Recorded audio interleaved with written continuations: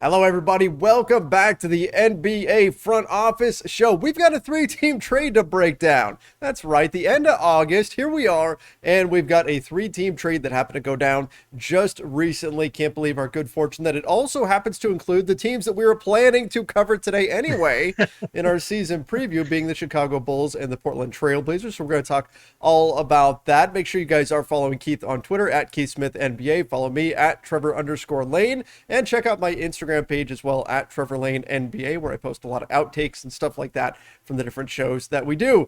Keith, we got lucky today, man. We were already setting up for Portland, Chicago, and then lo and behold, three-team trade, and Portland and Chicago are involved. Yeah, I'm going to do a peek behind the curtain for our watchers and listeners here. Trevor's not making that up. We talked this morning and we said, all right, who do we want to start with? Trevor had this gut feeling, let's do Portland, Chicago. How we're going to do it from here on out is we're going to do a random, and we'll do it at the end of the show. I have a little thing that'll randomize and give us the two teams that we'll do for our next review previews.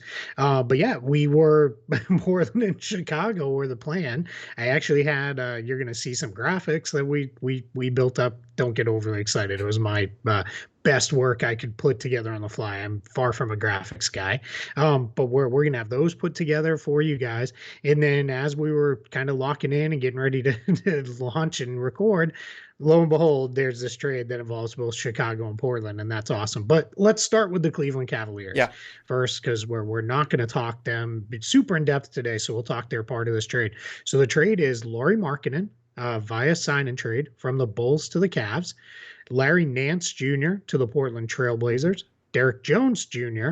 to the Chicago Bulls, and Portland is sending a lottery protected first round pick to the Bulls, as well as a future second rounder that's got some protections attached to it, and it's not all that great. I think Cleveland might actually be the one sending that to Chicago as well. So from the Cavs side, I don't get it. I'm confused. I'm with you. I think Larry Nance is already a better player than Lauri Markkanen. Yes, Markkanen is significantly younger than Nance is, but I just you just re-signed Jared Allen for $20 million a year, and it's a flat $20 million a year. You just drafted Evan Mobley. There's already questions of, do those two overlap? Yeah, let's add a third guy to the mix, and let's not forget Kevin Love's still hanging out on that roster for $31 million as well. So I'm very confused by the Cavs part of this trade. I mean, even just looking at this thing in a vacuum, is Lauri Markkanen better than Larry Nance Jr.? I think that's very much in question. Like, I think you could make a strong argument that Nance is better. So just from a value perspective, it's weird. Then you're the team that's going to pay Markkanen, who, by the way, Lauri Markkanen might, like, this is fantastic for him. He looked like he was stuck. Yeah. He was in no man's land. There was nowhere for him to go. And then the Cavs come along and they throw him a lifeline. And now he's got a really solid contract. Dennis Schroeder has to be like looking around going, what the heck, man? I had to settle for this deal, and Markkanen gets saved by the Cavs. This was even Josh Hart. Yeah. Right. Who just a couple days ago signed for $13 million, and that's all that he's guaranteed to actually get is $13 million. Now Josh Hart got some out so he can move on if he wants to, or market, but yeah, just yeah, confusing for sure. Like, how quickly did Markkanen say yes when this offer was floated? And obviously there were a lot of other pieces here, but Markkanen had to, I mean, like he was probably grabbing for a pen the second they said 4 years. Just, right? I will sign this thing, right? So now Markkanen goes to the Cavs, and here's the thing, like, positionally, Larry Nance Jr. can play at the three a little bit. The Cavs tried him there. Yeah. Markkanen can't.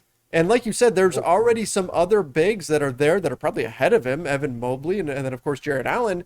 So you're spending all this money on a bench big who does kind of the same stuff that Kevin Love does, who you're paying $30 million to. I don't get it. I do think maybe it's a sign that Kevin Love's days in Cleveland are done. Maybe, I don't know exactly how that's going to play out. But this is a shocker from the Cavs side. I don't understand the motivation for this. Yeah, no, I'm with you on that one. I don't get it there, and we'll have more time before we get to the Cavs breakdown. So maybe that will be when we will start to understand this a little. Yeah, well, with that, but yeah, I just looked it up just to have a standing here, and looks like yes in Finnish is you, maybe is how you say that. So Ben Lauri Markkanen's Finnish, so maybe that's what he said right away Okay. was you. So I don't know. I might be completely wrong. So someone who can correct us, please correct us. But that's Google Translate. That there we are. That's where I am. Looks like yeah, yes, please. Might be something else that I don't know how to say it. So I'm not going to butcher the poor Finnish language anymore. But In whatever in language, both he English said and yes Finnish, he immediately. probably said yes very quickly. Yes. Yes, absolutely. So yeah, I mean, good for him, Mm-hmm. right? We're always on the side of the players getting paid. Good for him, but yeah, Cavs got some stuff to figure out. My next thing is now I expect at some point Kevin Love buyout to come. It might not be right away. They Right. may be content to just go into the season and continue to try to use him as a trade chip and see what they could do with his contract. And when they come to a realization, like the Pistons did with Blake Griffin, that it's not going anywhere, do the Griffin type of bio, where he gives you back some, but not all, and you move on. And then my expectation is you'll see him there in purple and gold signed, or forum blue and gold. Sorry, let me get it correct. Um, so you'll see him there would be my guess. And actually, I don't hate that for the Lakers. I Yeah. think he could actually play a role for them. So, but that's another topic for another time. Yeah, I do think that's probably where this goes. But I guess now let's jump over into our preview slash review, right? And let's start with Yeah. one of the teams in this trade. We're going to start with the Chicago Bulls. And Keith did make up this handy dandy graphic that you now see on your Yeah. screen. If you're listening to the podcast version of this, sorry, you don't get to see it right now. Go check Sorry. out the Yeah. YouTube channel and you'll see what we're talking about. But breaking down the players that joined the Chicago Bulls, the players that left the Chicago Bulls, and the players that they just hung on to. So Keith, where do we want to start in terms of breaking down this team? I guess, should we start with the trade? I mean, they get something Yeah. for Markkanen. They get a lottery protected first, which is not nothing. That's definitely something, especially for a Portland team that, who knows, maybe they missed the playoffs, right? So you get that, you get a second rounder. Maybe it's not that Well, they great. don't want them to miss the playoffs, right? Because it's lottery protected. So they want them to make the playoffs to get that pick. Is the way that one works. It's reverse protected. Oh, No, never mind, it's never they mind. need. Sorry, I Yeah, flipped yeah, that. yeah. Flip that. Portland, yeah, Portland Flip that. keeps it if they. Yeah, I went to the but yeah, Portland but side. yeah. My fault. I was juggling too many teams there. Yeah. No, So it's all good. so Yeah, they yeah, want they want Portland to be in the right, playoffs, so they get that pick. right. Uh, if they trade Damian Lillard, maybe it might go the other way. But That's yeah, we'll possible. get to Portland in a minute here. But so for the Bulls perspective, they do get what I mean. I think Portland is likely a playoff team, so you're I gonna think get so. that pick. Yeah, sometime in the next 8 years. And then you get Derrick Jones Jr., who is, an athletic guy that can come in and do some things for you. So I don't hate this from the Bulls side. I mean, for a guy that they clearly didn't want anymore, getting something for him is certainly better than getting nothing. No, and that's it. And this is a team that, remember, they're out. They traded this year's first round pick to get um Nikola Vucevic last year. They're out another future pick for Vucevic to the Magic, and then they're going to be out another pick for DeMar DeRozan in the sign and trade with the Spurs. So you're now, as we start to look at this is a team that was pretty pick poor. So getting any sort of return first round pick for them is huge for the Bulls, because that now allows you to add back a little bit what you've sent out in trades in the future. So I think that part of it is big, especially when he wasn't coming back. He was not going to be a part of this team any longer. That part was clear, and if he was, it was going to be 1 year on the qualifying offer and then gone anyway. So I think this is good work by the Bulls. I just noticed a typo, and it's going to kill me. It's Cristiano Felicio, not Christian Felicio. But Oh man. farewell, happy trails to him. I know Bulls fans are not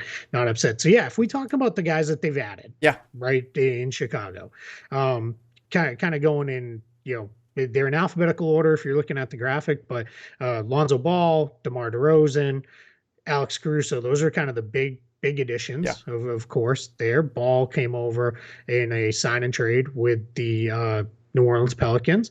DeRozan came over in a sign and trade with the Bulls. Caruso got most of the mid-level exception. The remainder of that went to Marko Simonovic, who was a first-round pick a couple years ago. So they brought him in. They brought in Tony Bradley as a backup big. Bradley had some moments for Philly and OKC last year, so not bad behind Vucevic. And then Ayo Dosunmu, we'll see. He's kind of development guy. I imagine he'll probably play quite a bit in the G League. They re-signed Javonte Green, and then Devin Dotson re-signed on a two-way. They're returning guys: Vucevic, Zach LaVine, Kobe White, Patrick Williams, Troy Brown. So bunch of starters and rotation guys there.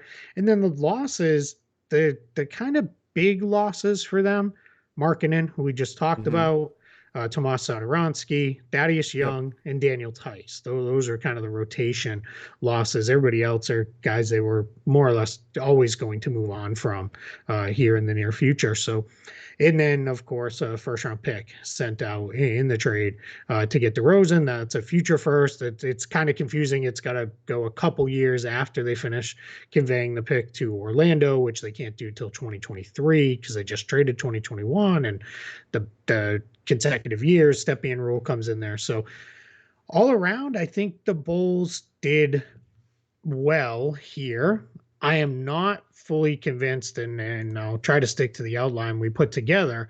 I'm not fully convinced that they are all that much better yet. They don't really have any tools going forward. Marketing was kind of their last piece that they could do anything with as far as trades go. So now they are down to not really a whole heck of a lot left as far as having things. They're basically out. They have the biannual exception that they could maybe use if someone popped free that they really wanted to get. They have the trade exception for Daniel Tice of $5 million, but for the most part, they're where they're at. They're about $7.1 million under the tax line. My guess is they'd like to avoid that, knowing next year with a re-signed Zach LaVine, they're probably going pretty deep into the tax the way things are constructed right now. But yeah, that's kind of where it is. So I think it is what you see. So I guess where we could go next with the Bulls is, what do you see as their projected starting five?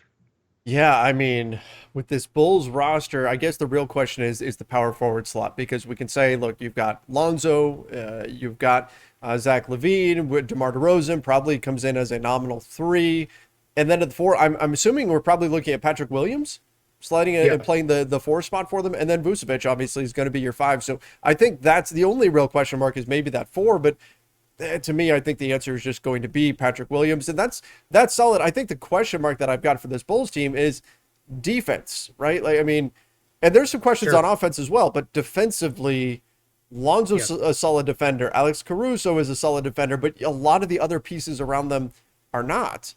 And so that's where you wonder, did the Bulls make enough improvement on the offensive end to overcome their defensive issues?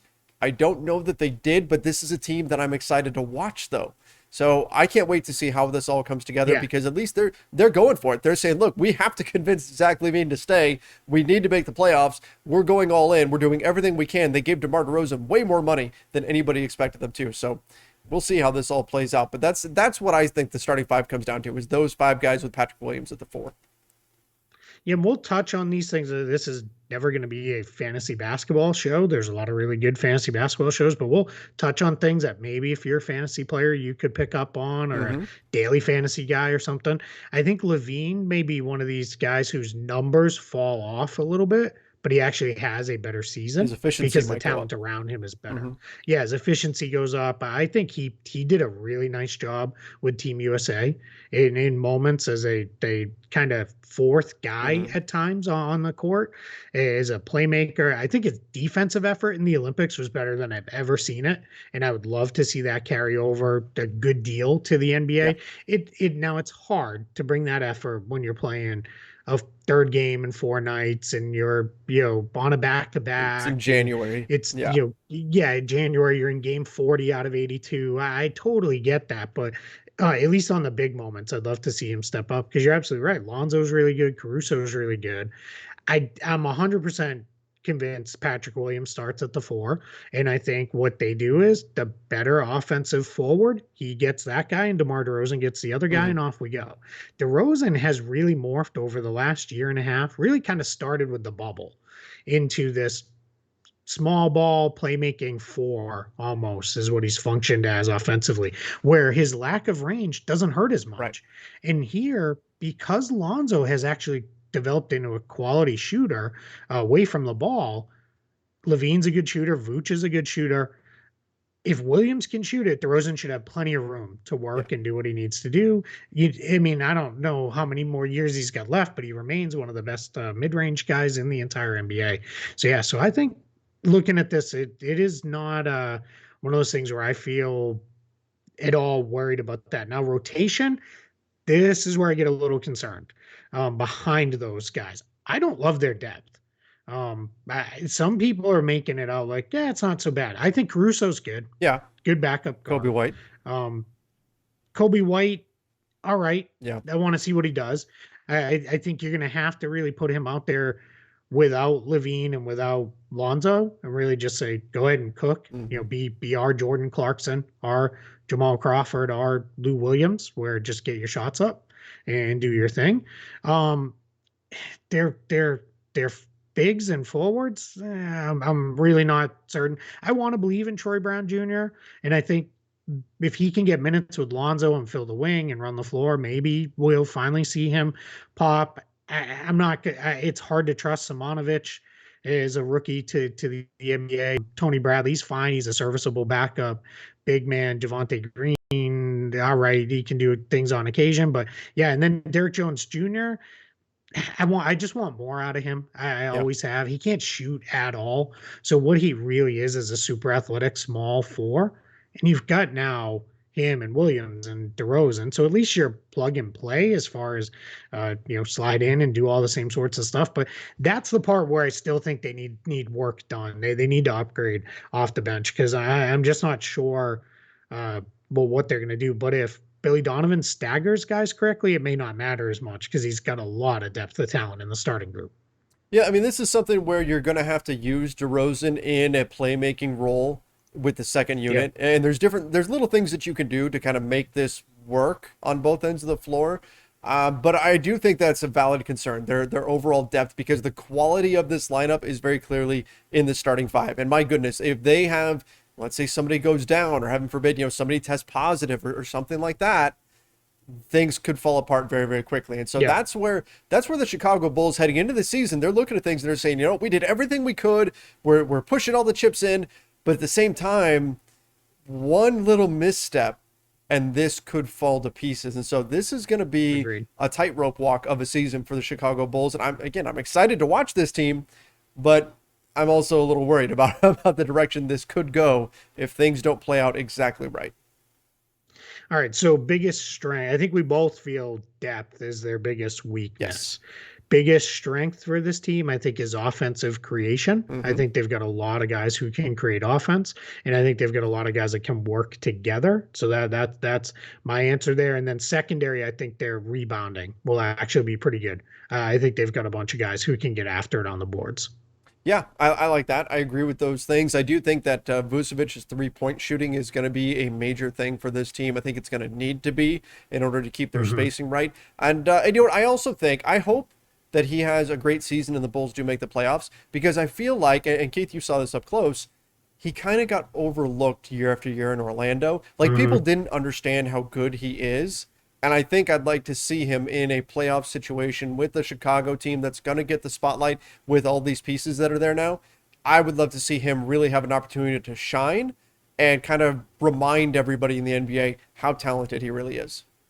I would like to see it too before he gets too old, Yeah. and it's all of a sudden like, well, he's just not very good anymore. And I think Vooch is a guy whose game should age fine as he's Hmm. added range to his shot and those kind of things. I will say too, people seem to have this impression that they're going to play super fast. I don't think so. That hasn't been Lonzo's game. People think that's it, but that's never really been what he's done now. Whether that's him or that's been the constraints of the teams around him, I don't know. I think they have the potential at times to play fast, Hmm. but I don't necessarily see them being this team because I've seen a lot of people saying, yeah, Vooch is only going to make it from 3 point line to 3 point line because Right. they're going to be running up and down the court, and I just don't necessarily see that. So let's go to the.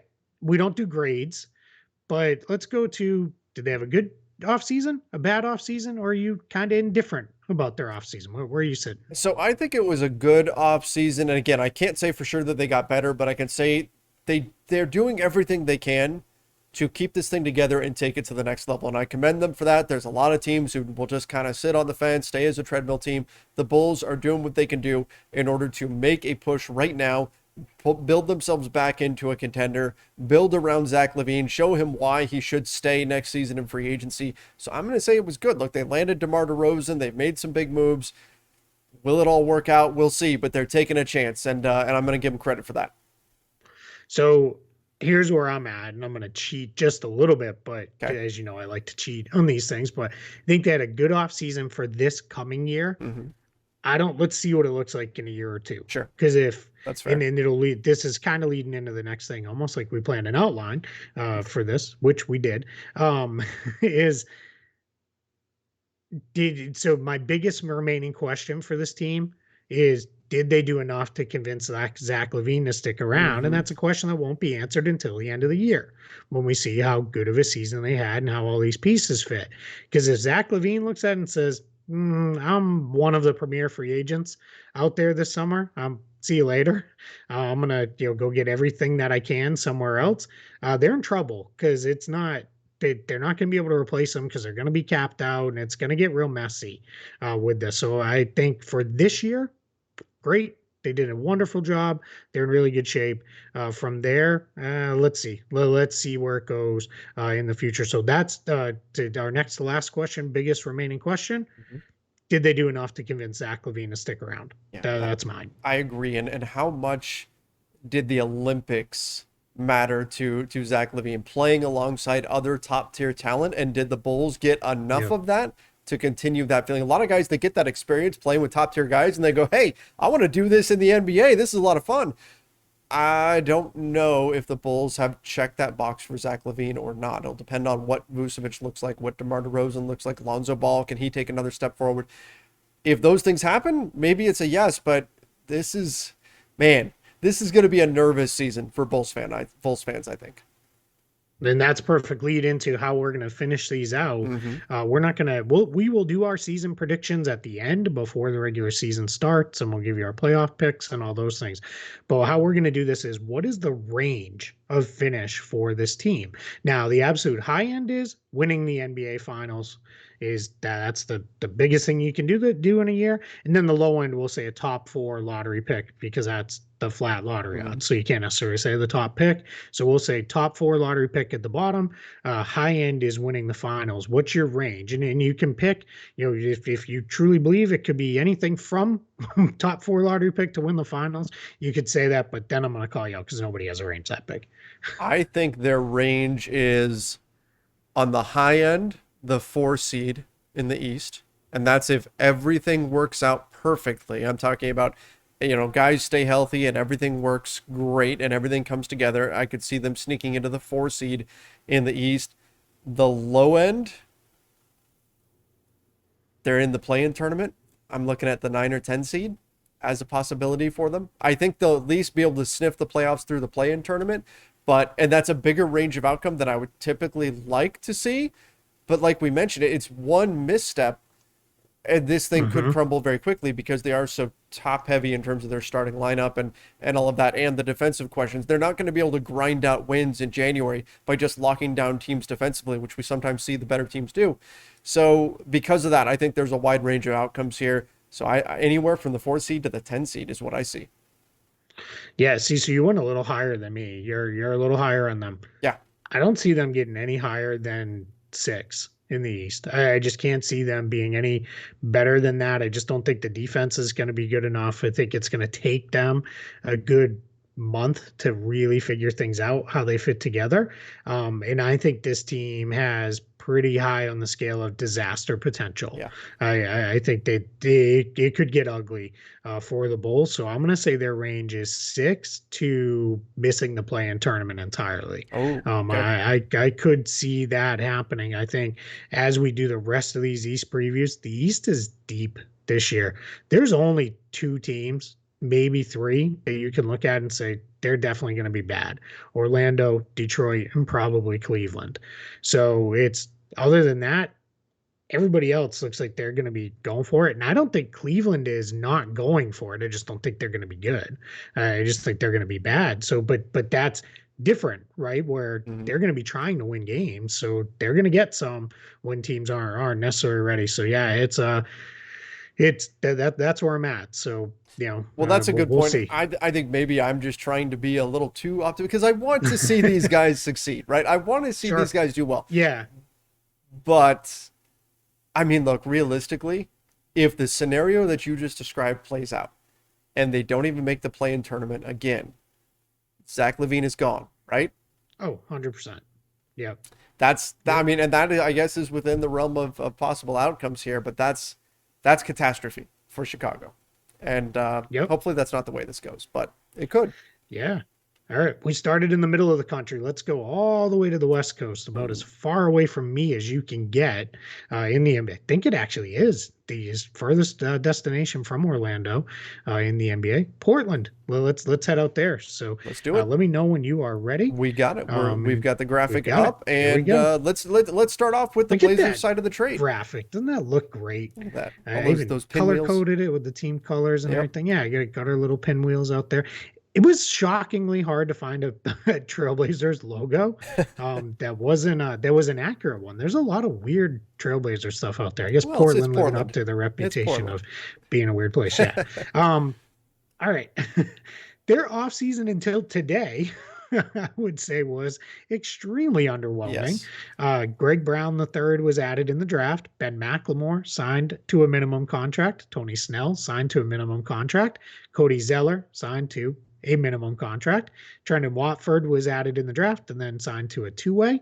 And then the trade, Larry Nance Jr. will discuss his fit here with Portland in just a minute. Guys that they lost: Carmelo Anthony, Zach Collins, Harry Giles III, Derek Jones Jr., Ennis Cantor, and then both of their two-way guys from last year, Keljin Blevins and TJ Leaf. And then they retained Robert Covington, CJ Ellaby, Damian Lillard, still a Trailblazer, For now. Nasir Little. For now, but hopefully we'll get through recording and he'll still be a Trailblazer. Right. CJ McCollum, Yusuf Nurkic, Norman Powell was re-signed, and then Anthony Simons, and then Chauncey Billups was their other change. That other changes is where we'll drop in extensions or head coach or Sure. front office changes. Chauncey Billups comes in as the head coach of the Trailblazers. So, lot of moves, a lot of guys headed out. Good amount of guys coming in, but the Nance won today. That is the big offseason addition for this team, and I think he is going to be a massive addition towards helping the Trailblazers be a better team than maybe they were a year ago. Yeah, I think the Blazers have been very, very clear in terms of what their strategy is. It's we're going to get most of our points in terms of scoring that's coming from Damian Lillard, CJ McCollum, so our guards, and then we want some bulk in the middle. We want a guy like Nurkic sitting there in the paint, and then on the wings we want versatility. Give us guys who are switchy as hell, who can go out there, who can defend on the Mm-hmm. perimeter, who can defend in the paint a little bit. That was part of the appeal of going after a guy like Robert Covington last season. And Nance fits that mold, right? He's a guy that can float between the 3 and the 4, can switch on to multiple guys, isn't going to need the ball in his hands, and that makes a lot of sense when you've got two guards who are both going to have an extremely high usage rate. So I like that. Maybe we can question Nance's three-point shooting, but otherwise, I think this is a nice fit for them. And he's a good dude too. From his time with the Lakers, Yeah, he's a good guy. He's going to fit in well with the everybody team. loves him. Yes, Yep. absolutely. And so I like this move from Portland. We can quibble over, did they give up too much with a future first and all that sort of stuff. But look, this is a team kind of like the Bulls. This is a team who needs to win right now and show Damian Lillard, hey, look, see, you don't want to request a trade. We're on the right path. Now we can talk about whether or not they did enough to really do that, but I think Nance is indeed a step in the right direction. Yeah, and they took on about $1 million or so in this trade with Nance. So cap wise, they're well over the cap. They're about 1.3 million into the tax right now. That's well within the range of a salary dump, and you're out of the tax if Mm-hmm. that becomes an issue. What is interesting is they do still have about 8.6 million of their MLE left. So they could maybe be a player on picking off a free agent or two if they really had somebody that they had eyes on. I don't know who that would be, but if they really wanted a Paul Millsap or Avery Bradley or somebody like that. My guess is they've kind of filled out their roster more or less the way they want to this point. They do have a couple open roster spots to fill yet. So maybe they get in the mix on one of those guys. I think Millsap would still, even with Nance there, make some sense for this team. They also have their biannual exception. They're about 6 million under the tax apron. So that'll limit how much of the MLE that they will use. They have a very small trade exception from the Gary Trent trade last year of about 1.6 million or so. That's likely to go unused. And then of their own free agents, maybe Harry Giles comes back, maybe Rondé Hollis-Jefferson comes back, and then they've got to fill another two-way spot. So let's go to now what I think is a more fun question with this team than it was, 2 hours ago? Who starts? So I'll go first this time because I'm going to give you the four guys are locked in 100%. It is Lillard, McCollum, Nurkic, and Powell for me. And then it becomes, does Covington still kind of start at the 4, or do you go with Nance? I'm going to say it's still Covington because I think then Nance becomes, in effect, your backup 3, 4, and 5 in a way, because when he comes in, he slides everybody down a position as long as really, no matter what spot he's in, if he's coming in at the 4 or the 5, and you can really play him, Covington, and Nurkic together, I think, because of Nance and Covington's ability to get out and hold their own on the perimeter against quicker guys. And I think that's why I think of him as the ideal kind of 3, 4, 5 backup. And if you look at the way this roster is built, Snell and McLemore, I guess, were kind of the nominal backup 3s there behind Powell in that 3-guard grouping. And maybe they still will play because just their shooting gives you something. But I think that's where Nance's versatility really adds to this. Yeah, and I agree 100%. That was my take as well. I was looking at this, locked in. You've got Lillard, McCollum. I was kind of hoping you'd go the other way. You were hoping I was going to say Nance is going to start. Before you said it, I went, Covington's going to start over Nance. That was, look, I think that Nance, being that kind of jack of all trades type guy, that gives you a little bit of flexibility. If you're Chauncey Billups, you could say, you know what? Tonight, we really need Nance's energy in. Let's go a little bit smaller. Let's pull Nurkic and let's put Nance in there. You can do that. Or if you want to go big, you want to supersize things, you could pull Norman Powell, go that way. There are a lot of different options here that Nance gives you. And so that's why I think it makes more sense to bring him off the bench and then read the game and then plug him in accordingly. So I do think he winds up being the reserve there with Covington in the starting lineup. I do still like Covington a lot. I think he was a nice pickup for them. But yeah, I think that's going to be their starting 5, and Nance is just going to give them that versatility coming off the bench to go a lot of different ways, kind of adapt to their opponent. And let's think one thing, because I don't know how many people have been watching the Cavs a lot the last couple of years, because quite frankly, I haven't been very good.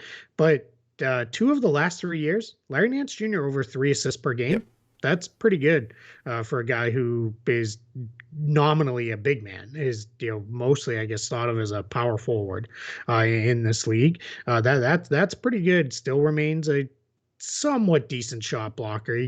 More kind of a help kind of guy there. I don't think he's ever become the shot blocker people thought he might be at one point. But what it positively on the offensive end, the last 2 years, 35% from 3, 36% from 3. That's starting to tick up into a range where you feel pretty good about him playing with lots of different guys. He remains a very good rebounder. And now those were in somewhat limited-ish minutes, playing in very messy lineups with a Cavs team that didn't always make a whole heck of a lot of sense, where he was playing some minutes as a 3, especially last year. He played 13%, and then using Basketball Reference for this, so it's not perfect, but it's the best we can do. 13% of his minutes came at small forward, so that's a little like, that's not. It's not ideal, but he can do it in a pinch, but it's not ideal. Yeah. What that is good for, I think, is play him with Covington, and you get that switchability where it shows he can switch, he can hold his own. You're okay with him in those things. So let's switch over to the rest of the rotation there in Cleveland. And what I think we're looking at for them now is Nance becomes their 6th man, right? That's what he is, unless they wanted to go big and then Powell goes into that 6th man role. I don't think so. I think after what they paid Powell, he probably sticks as a starter. But Nance, so we're both in agreement. We're saying Nance. Then it is Simons, who I'm still high on. I think the kid is really starting to come along. He was one of the younger guys to come into the league, so he needed some development time. I think Cody Zeller's going to get a good amount of run, just as an offensive big who can do some stuff. I bet they get a lot out of him in pick and rolls with working with Dame and CJ. Yeah. And then we'll see from there. It gets a little scary. It's not as good because you're talking Nasir Little. We're still trying to figure out exactly what he is in the league. Then it's Snell, Macklemore, and then you're in a deep bench guy. So I gotta believe they've got their eyes on somebody else. Just and I think Millsap, Avery Bradley, James Ennis, those guys would all make maybe some sense for this team as just somebody who can come in and just kind of eat minutes in the regular season, and then likely is dropped from your rotation by the time the playoffs roll around. Right. And the development of Anthony Simons, I think, is going to be really important for their bench rotation. Like, if they're going to be able to have some sustainable offense when you've got Damian Lillard off the floor, and assuming that they've got, CJ McCollum on, that would help things quite a bit. But Anthony Simons, I think, is going to be really important for them to hit that kind of next level, or anyway, not have everything fall to pieces as soon as Lillard goes to the bench or McCollum goes to the bench. I think he's going to be, if there's an X factor for them this season, I think it's going to be him. Yep. Yeah, that's a great call, because I'm with you on that one. And I think that is big too, because then Nance becomes your primary front court depth guy. Zeller becomes your true backup five. And then if Simons can he essentially becomes your backup guard, because he's going to back up both guard spots, and you've really got a bunch of guys who can play.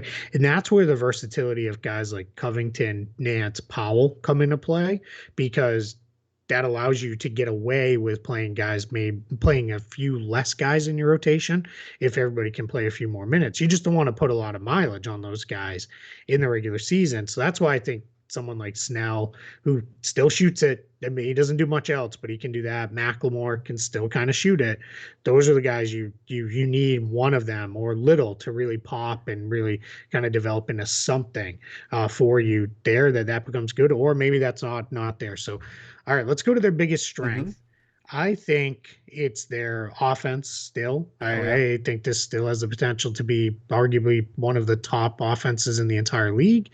Dame and CJ, you know what you're going to get. Powell just gave you more of that. And Nurkic is kind of perennially underrated as an offensive big man. I think their biggest strength is that their opponent does not have Damian Lillard, and the Portland Trail Blazers do. And I think that's really what this comes down to, right? Like that's not bad. That's their strength. I can't argue it. He is absolutely phenomenal, and I think that that his abilities, obviously he's getting up there in years and all that, or at least starting to, but his ability to hit clutch shots, keep you in just about every single game. He's got the ability to win games in crunch time. Opponents never want to see the ball in his hands late in the game. Yep. And so, look, because of that Dame time, I think it still is their biggest strength up in Portland. No, that's a great call. For as long as it lasts, right there, it's there. So I'm with you on that one. Biggest weakness, I can't go anywhere but their defense. Yeah. I think Nance helps improve that, but it's not. I mean, he's not that good. He's not prime Bill Russell joining the Trailblazers here to be the one to improve them. I mean, they were the 29th ranked defense. And when I call these things out, these are always going to be from Basketball Reference, because that's just where I'm pulling from. But yeah, it's that's bad. It's bad. That's awful. He helps, but they're not. They're just him and Covington are okay, and everybody else is average at maybe absolute best defensively. They just don't have the horses to be much better. Maybe they climb up to 25th. Put it this way, if they sniff a top 20 defense, all of a sudden I think this team could be top half of the West if somehow they could improve their defense to that level, but I just don't see it. So I think their biggest weakness, and that's a great on-court weakness for them. I think off-court, their biggest weakness is the rumor mill, right? I mean, there's going to be everywhere they go, people are going to be asking, can Damian Lillard get traded here, right?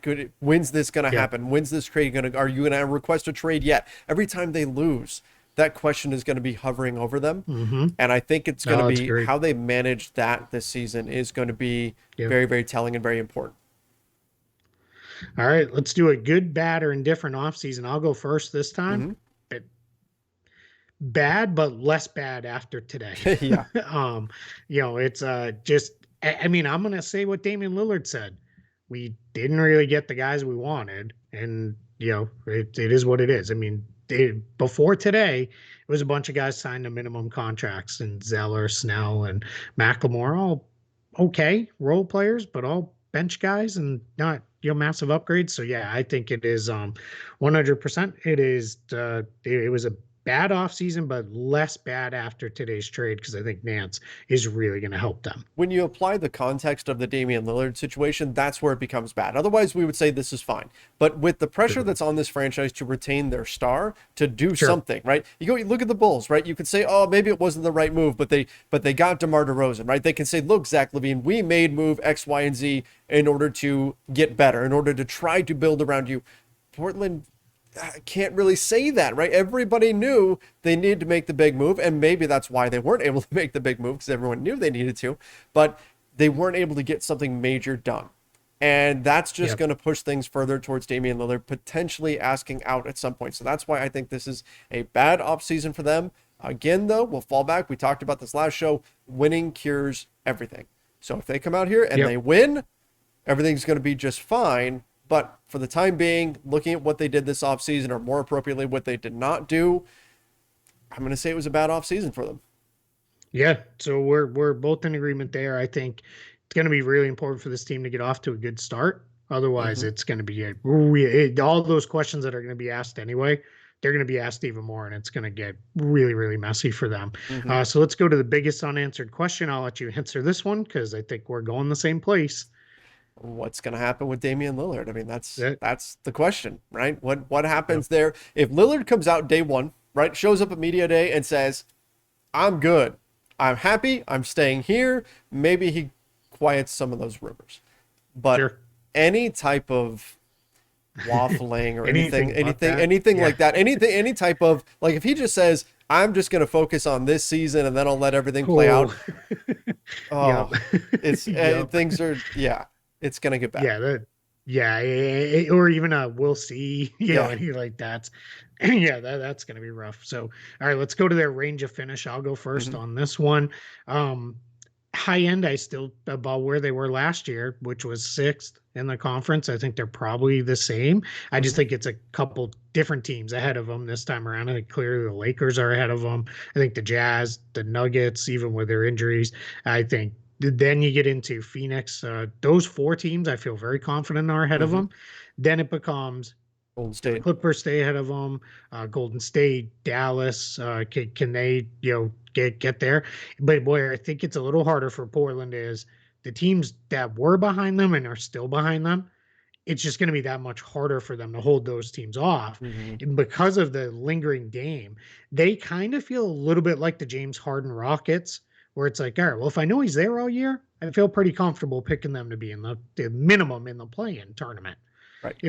If he's not there, then they're probably down around Oklahoma City and Houston towards the bottom of the conference as far as being a probably not a very good team, pending what they get for him in return, of course. So I'll say that's their range. I think their range is 6 to out of the play-in tournament, but near the bottom of the conference. Yeah, I'm similar. I'm going to say the top 4 in the West right now are Utah, Phoenix, Denver, Lakers, and you can put them in whatever order you want. Those are just, I think, your top 4. And then I think the Blazers are in the next tier, right? And Clippers, I think that's fair. The Clippers showed that they can win without Kawhi. They were actually very, very impressive in the playoffs without Kawhi Leonard. So I'm not counting them out. I'm not saying they're not even a playoff team at this point. I think it's Clippers, it's Mavs, Blazers are in the mix there. Golden State Warriors. The Warriors might end up jumping up into that first tier. We just don't know exactly what they're going to look like. What's Klay Thompson going to look like? When's he coming back? So there's enough questions there to keep them in that tier. So I've got them anywhere 5 to, I guess that would push them down to like the 8-9 range, potentially, if they find themselves at the bottom of that tier. That's what I see as a range for them. Yeah, and I think that's fair. I think what makes this season so fun is there are so few teams you can look at and say they're bad, and they're definitely going to be bad.